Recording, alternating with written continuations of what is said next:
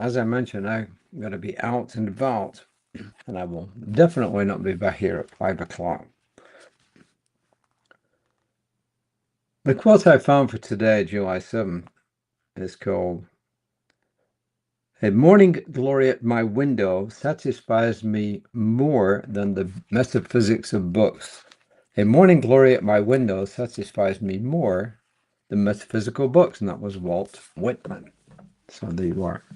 And today's reading from the Science of Mind Daily Guides is called Peace Prevails. The first quote is from Baruch Spinoza, who says, "God is the indwelling and not the transient cause of all things." God is the indwelling and not the transient cause of all things. So God doesn't just come and go. You know, some people back in the 17th and 18th centuries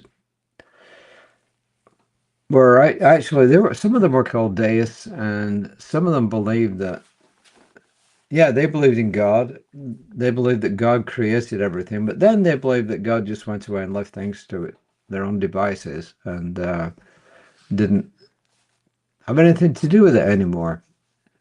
So Baruch Spinoza say, no, God is indwelling. God isn't really the external events at all. I mean, God is the external events, but God is actually the indwelling presence within everyone.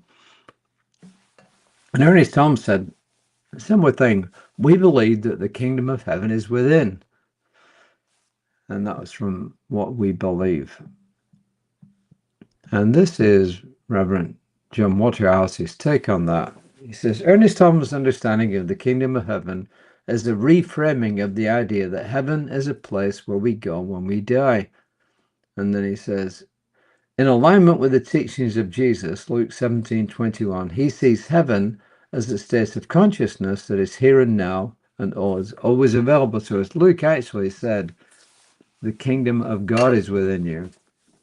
But here he's saying kingdom of heaven, kingdom of God is the same thing. But the actual translations that I've seen say the kingdom of God is within you.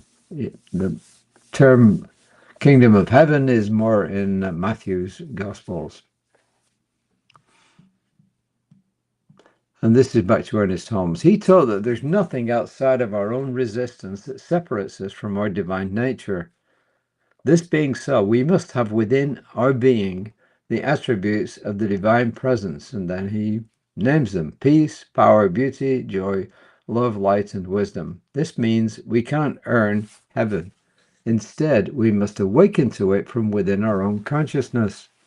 We are being called to take personal responsibility for becoming ever more aware of our divine nature through spiritual practices like meditation. Then he says spiritual mind training. I would translate that as prayer and daily mindfulness.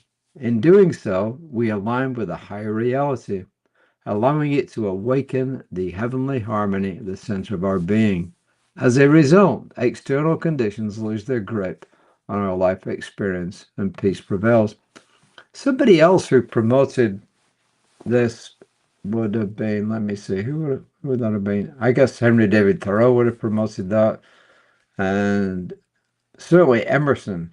I mean, Emerson actually told people to get out of church and go into nature and find the divine in nature. And he wasn't very popular with it for a while. In fact, he got kicked out of a lot of establishments early on. But then when he became famous, of course, they all wanted him back again.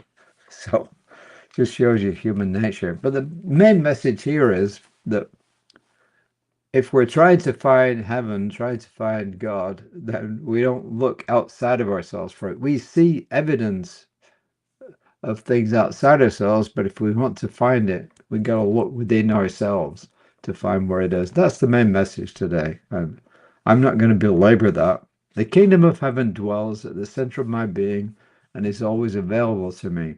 Or if you want to change it to kingdom of God, the kingdom of heaven is always available. It dwells at the center of my being and is always available to me. So that's my offering for today. If it's a bit disjointed, I apologize. But as I said, the main message today simply is this, that like the mystics have always said, The answer is within you.